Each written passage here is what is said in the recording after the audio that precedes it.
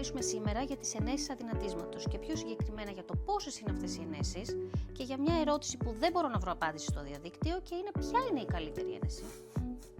Ωραία ερώτηση. Γι' αυτό δεν μπορείς να βρεις απάντηση. Δεν έχουμε απάντηση για το ποια είναι η καλύτερη ένεση. Αυτή τη στιγμή κυκλοφορούν 3 με 4 ενέσεις.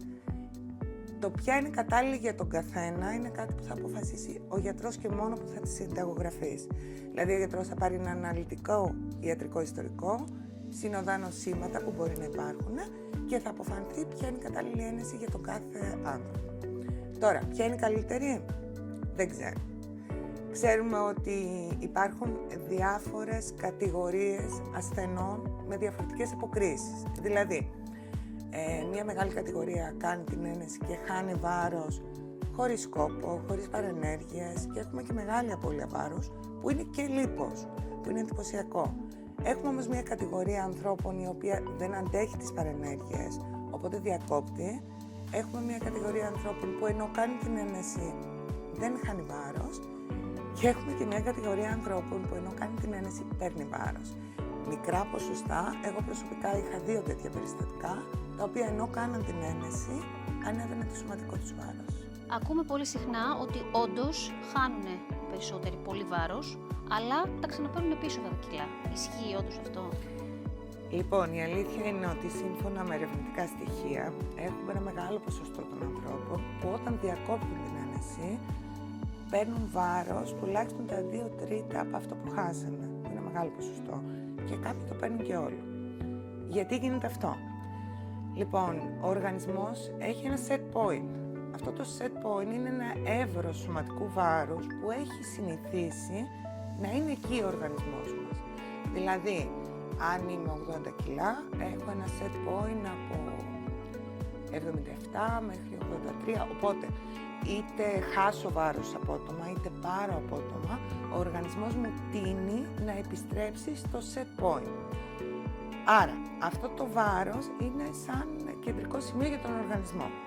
Όταν χάνουμε απότομα βάρος, ο οργανισμός δεν έχει προσαρμοστεί στο καινούριο βάρος, οπότε έχει την τάση να επιστρέψει στο set point. Οπότε, η γρήγορη απώλεια βάρους είναι αυτή που θα φέρει και τη γρήγορη αύξηση βάρους όταν φύγει η επίδραση της απώλειας. Είναι αυτό που λέμε ότι χάσω εύκολα, το παίρνω εύκολα. Είναι αυτό. Η ένεση τι κάνει? Επεμβαίνει σε πάρα πολλά σήματα στον οργανισμό μας. Οπότε μειώνει τον κορεσμό, μειώνει το τσιμπολόγημα, μειώνει την όρεξη, οπότε μειώνεται η θερμιδική πρόσληψη και μειώνει το βάρος. Απλά αυτό γίνεται απότομα. Οπότε ο οργανισμός έρχεται και θέλει να επιστρέψει στο δικό του βάρος. Στο διαδίκτυο διαβάζουμε και αρκετές μαρτυρίες ανδρών που υποστηρίζουν ότι έχει μειωθεί η λιμπιντό τους εξαιτίας των ενέσεων. Ισχύει όντως αυτό και επηρεάζει και τις γυναίκες το ίδιο? Λοιπόν, ακούμε με προσοχή όλες τις μαρτυρίες, ειδικά όταν πρόκειται για μια φαρμακευτική αγωγή που δεν είναι χρόνια, οπότε παρατηρούμε τις παρενέργειες που μπορεί να έχει. Δεν μπορούμε να πούμε με σαφήνεια ότι οφείλεται κάτι στην ένεση, αυτή καθεαυτή. Απλά αυτό που μπορούμε να πούμε με σιγουριά είναι ότι αν κάποιος άνθρωπος τρέφεται σε πολύ χαμηλό θερμιδικό επίπεδο, σίγουρα έχει μια κόπωση, έχει αλλαγές στη διάθεση. Προφανώς όλα αυτά φέρνουν αλλαγές και στη λίμπιντο. Επιπλέον μια γυναίκα η οποία δεν τρέφεται σωστά, επιδρά στον κύκλο της. Αλλάζει η περίοδός της, αλλάζουν οι ορμόνες της. Οπότε φαντάζομαι ότι και στη γυναίκα μπορεί να παρατηρηθεί κάτι αντίστοιχο. Πλησιάζει καλοκαίρι και έχω πάρει 4-5 κιλά. Να κάνω αυτή την ένεση για να τα χάσω? Οι ενέσεις είναι για πολύ συγκεκριμένους λόγους. Επαναλαμβάνω ότι η ένεση είναι φαρμακευτική αγωγή. Είναι ένα εργαλείο και έχει ενδείξεις, δηλαδή χρησιμοποιείται σε ανθρώπους με νοσογόνο παχυσαρκία ή με παχυσαρκία και ένα συνοδό νόσημα, το οποίο η ένεση θα βοηθήσει και στην νόσο, αλλά και στην παχυσαρκία. Δεν είναι παιχνίδι, δεν είναι θέλω να χάσω 3 κιλά να βγω στην παραλία το καλοκαίρι και ωραία, κάνω την ένεση και χάνω 4 κιλά σε ένα μήνα. Διακόπτω την ένεση, θα το ξαναπάρω. Οπότε όταν έχω να χάσω μικρή ποσότητα βάρους, καλό είναι να αλλάξω λίγο τη συμπεριφορά μου. τη διατροφική μου συμπεριφορά, να το κάνω τρόπο ζωής, οπότε να χάσω το βάρος και να το διατηρήσω με αλλαγές στον τρόπο ζωής και όχι με μια φαρμακευτική αγωγή. Εφόσον ο γιατρός μου έχει συνταγογραφήσει την ένεση και μου δώσει και κάποιες βασικές οδηγίες διατροφής, γιατί χρειάζομαι και τον διατροφολόγο? Η χρήση ένεσης για απώλεια βάρους είναι μια κατάσταση η οποία απαιτεί διαεπιστημονική συνεργασία. Δηλαδή, ο γιατρός είναι υπεύθυνος να κρίνει ποια ένεση θα δώσει, τη διάρκεια της θεραπείας, να παρακολουθήσει με ιατρικές εξετάσεις την πορεία του οργανισμού σε όλο αυτό, να αξιολογήσει τυχόν παρενέργειες.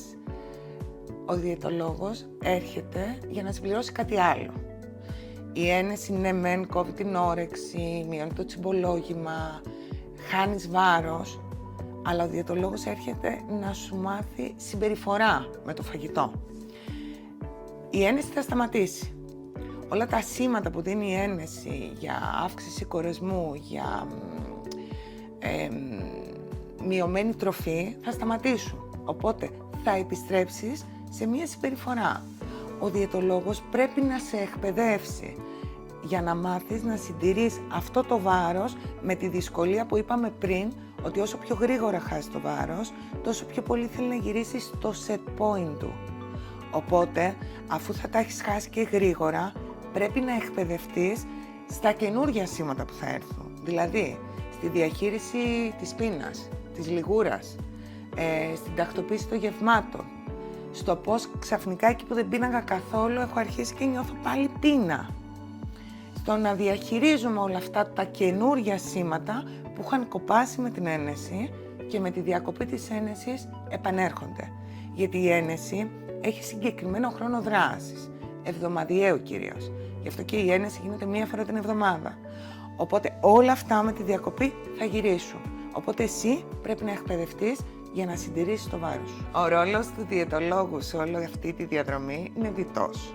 Ο πρώτος είναι, κατά τη διάρκεια που κάνεις τις ενέσεις, να φροντίσει με την ιδιαιτερότητα της ένεσης, του τι σου προκαλεί τον αυξημένο κορεσμό, το ότι δεν θες να φας, να έρθει να σου κουμπώσει μέσα στην ημέρα γεύματα σωστά τακτοποιημένα και με σωστή σύσταση, ώστε να μην υπάρχουν ελλείψεις σε μικροθρεπτικά συστατικά, σε βασικές βιταμίνες, αλλά και σε μακροθρεπτικά συστατικά, όπως είναι ο υδατάνθρακας, η πρωτεΐνη, οι φυτικές ίνες, για να μην έχουμε συμπτώματα ή παρενέργειες οι οποίες είναι σχετιζόμενες με την πολύ χαμηλή διατροφή. Δηλαδή, έλλειψη ενέργειας, αλλαγές διάθεσης, δυσκολίες της κενώσης, αλλαγές στον κύκλο μιας γυναίκας.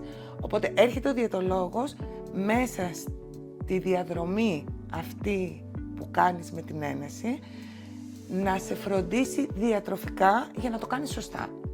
Αφού ολοκληρωθεί η παρέμβαση, έρχεται ο διαιτολόγος με όλα αυτά που σου έχει μάθει στη διάρκεια να σου ξανατακτοποιήσει τα γεύματα, να σου ξαναδώσει σε σωστή σύσταση γεύματα, ώστε να καταφέρεις να διατηρήσεις την απώλεια, την οποία εσύ έκανες και γρήγορα. Οπότε, όπως είπαμε, ο οργανισμός έχει ένα set point, οπότε τείνει να γυρίσει σε προηγούμενο βάρος και αυτό το κάνει με πάρα πολλούς τρόπους. Δηλαδή, ενεργοποιούνται σήματα που σου προκαλούν λίγο να θες κάποια λιπαρά τρόφιμα, σου ενεργοποιούν τις αισθήσεις, να μυρίζεις πιο έντονα ένα φαγητό, να θες να το φας. Οπότε ο οργανισμός ο ίδιος έρχεται και κόβει, αυξάνει μάλλον, όχι κόβει, τα σήματα που έκοβε η ένεση.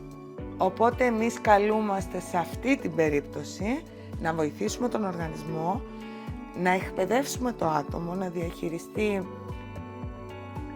την πείνα του, αυτά τα σήματα, την υπερφαγία που ίσως προκύψει, ώστε να διατηρήσει το βάρος το οποίο έχασε. Ας μιλήσουμε για κάτι που δεν είπαμε νωρίτερα και είναι οι παρενέργειες. Ποιες είναι αυτές και είναι το ίδιο έντονες σε όλους? Οι πιο κοινές παρενέργειες που εμφανίζουν οι ενέσεις είναι ό,τι αφορά το γαστροεντερικό, δηλαδή ναυτία, αναγούλα, τασιέμετο, φούσκωμα, κάποιοι εμφανίζουν διάρειες, Είναι η πιο κοινή συμπτωματολογία μετά την ένεση, η οποία όμως μπορεί να διαρκέσει σε κάποιους την πρώτη μέρα, αλλά έχουν αναφερθεί από άτομα τα συμπτώματα αυτά να κρατάνε μέχρι την επόμενη ένεση. Κάποιοι από αυτούς που δεν μπορούν όλο αυτό αναγκάζονται να διακόψουν την ένεση λόγω αυτής της συμπτωματολογίας. Κάποιοι άλλοι που το έχουν για 1, 2, 24 ώρα το αντέχουν και συνεχίζουν. Υπάρχει όμως και μια κατηγορία ανθρώπων που δεν έχει κανένα πρόβλημα. Καμία ενόχληση, καμία ναυτία. Οπότε είναι και πάλι εξατομικευμένα όλα το πώς ανταποκρίνεται ο κάθε οργανισμός. Τώρα, όσον αφορά τις μακροπρόθεσμες επιδράσεις της ένεσης, είναι κάτι το οποίο δεν γνωρίζουμε. Βγαίνουν συνέχεια καινούργια στοιχεία, ακούμε συνέχεια μαρτυρίες από ανθρώπους, αλλά ο σκοπός μας εδώ δεν είναι να αναπτύξουμε ένα φόβο, γιατί όπως ξέρουμε πολύ καλά η επιστήμη θέλει χρόνο. Θέλει μελέτες παρατήρησης, θέλει αναφορές παρενεργειών, θέλει να αξιολογήσει αν αυτές οι παρενέργειες που αναφέρεις εσύ σαν άτομο μπορεί να προέρχονται από κάποιον άλλο παράγοντα που υπήρχε στη ζωή σου και να μην αποδοθούν όλα στην ένεση. Οπότε όλα αυτά θέλουν χρόνο. Η επιστήμη θέλει χρόνο για να απαντήσει ό,τι αφορά τις μακροπρόθεσμες επιδράσεις της ενέσης. Με βάση την απάντησή σου καταλαβαίνω ότι δεν μπορούμε να γνωρίζουμε σήμερα τις επιπτώσεις της ένεσης σε έναν άνθρωπο μετά από 5 ή μετά από 10 χρόνια. Γιατί λοιπόν δεν περιμένουμε να γίνουν περισσότερες έρευνες πριν συνταγογραφηθεί αυτό το σκεύασμα σε τόσο πολύ κόσμο και τόσο πολύ έντονα? Για να βγει ένα φάρμακο στην αγορά γίνονται 4 στάδια ερευνών. Η πρώτη σε πειραματόζωα, ακολουθεί σε ανθρώπους, γίνονται κλινικές δοκιμές, οπότε το φάρμακο παίρνει σαν πιστοποιητικό ασφαλείας να κυκλοφορήσει στο ευρύ κοινό. Όσο όμως μεγαλύτερο είναι το δείγμα που λαμβάνει ένα φάρμακο, τόσο μεγαλύτερη είναι η πληροφορία που παίρνουμε για την επίδραση του φαρμάκου. Επιπλέον αντιλαμβάνεστε ότι δεν μπορεί ένα φάρμακο να δοκιμάζεται 10 και 20 χρόνια για να βγει στην αγορά, οπότε όλα αυτά βγαίνουν σιγά σιγά με χρόνο. Αλλά στην επιστήμη υπάρχει και κάτι άλλο. Κρίνουμε λίγο τον κίνδυνο και τη σοβαρότητα αν δεν παρέμβω. Δηλαδή, ένας άνθρωπος με νοσογόνο παχυσαρκία, ο οποίος έχει πάρα πολλά προβλήματα υγείας και ο οποίος μπορεί να κινδυνεύσει η ζωή του λόγω της νοσογόνου παχυσαρκίας ή συνοδών νοσημάτων, θα του τη δώσουμε την ένεση. Γιατί σίγουρα μπαίνουμε εμπόδιο στο να έχουμε μια κακιά εξέλιξη. Οπότε, επαναλαμβάνοντας, η ένεση είναι ένα εργαλείο που είναι για συγκεκριμένους ανθρώπους. Δεν είναι για να χάσω 3 κιλά να βγω στην παραλία. Όλοι έχουμε στον κύκλο μας κάποια άτομα τα οποία κάνουν αυτές τις ενέσεις αυτή τη στιγμή. Για ποιο λόγο ξεκινάνε πολλές φορές με τη μισή δόση και βλέπουμε ότι μετά από 1 ή μετά από 2 μήνες ο γιατρός τους γράφει πια να ξεκινήσουν με ολόκληρη τη δόση? Όπως γίνεται με όλα τα πράγματα στον οργανισμό, ο οργανισμός προσαρμόζεται. Δηλαδή, μπορώ να ζήσω χωρίς φαγητό, για μέρες, χωρίς να πεινάω. Προσαρμόζουμε. Οπότε, έρχεται η ένεση και προκαλεί κάτι στον οργανισμό. Ο οργανισμός σιγά σιγά προσαρμόζεται. Από άτομα τα οποία εγώ κουράρω και έχω μετρήσεις, έχω δει ότι περίπου στο μήνα κάνει ένα πλατό. Οπότε εκεί έρχεται ο γιατρός, αλλάζει τη δοσολογία και συνεχίζει η απώλεια. Οπότε είναι για θέμα προσαρμογής του οργανισμού. Δηλαδή, με βάση αυτά που μας λες, αν κάποιος κάνει τις ανέσεις αυτές για αρκετά μεγάλο χρονικό διάστημα, θα φτάσει να παίρνει και 1,5 και 2 δόσεις για να συνεχίσει να χάνει βάρος? Εξατομικευμένα. Και σε αυτό το κομμάτι η εξατομίκευση είναι πάρα πολύ σημαντική. Δηλαδή, ο κάθε οργανισμός λειτουργεί με ένα δικό του τρόπο. Γι' αυτό υπάρχει η παρακολούθηση. Είναι σαν μία θεραπεία, παρακολουθούμε και ανάλογα με τα αποτελέσματα αλλάζουμε, ενισχύουμε, αλλάζουμε δοσολογίες, παρατηρούμε δηλαδή τον οργανισμό και προχωράμε.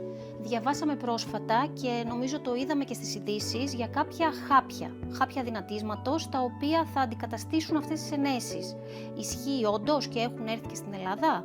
Έχει βγει φαρμακευτική αγωγή που προσομοιάζει την ουσία της ένεσης Κυκλοφορεί, αν δεν κάνω λάθος, στην Αμερική και στην Αγγλία. Θα έρθει και στην Ελλάδα, το πότε δεν το γνωρίζω. Σίγουρα είναι μεγαλύτερη ευκολία, γιατί όπως και να έχει ένεση είναι ένεση. Οπότε το να βγει σε φάρμακο είναι πάρα πολύ καλό. Τα αποτελέσματα είναι παρόμοια με την ένεση. Παρότι το θέμα του σημερινού vidcast ήταν οι ενέσεις για το αδυνάτισμα. Νομίζω πως θα ήθελα και τη γνώμη σου για ένα συμπλήρωμα διατροφής το οποίο συμβάλλει στην απώλεια βάρους και είναι η βερβερίνη, για την οποία έχουμε ακούσει πολλά πράγματα και πως μπορεί να υποκαταστήσει αυτές τις ενέσεις. Ισχύει όντως? Η βερβερίνη έχει βρεθεί ότι βοηθάει στην απώλεια σωματικού βάρους, προσομοιάζει με ένα πολύ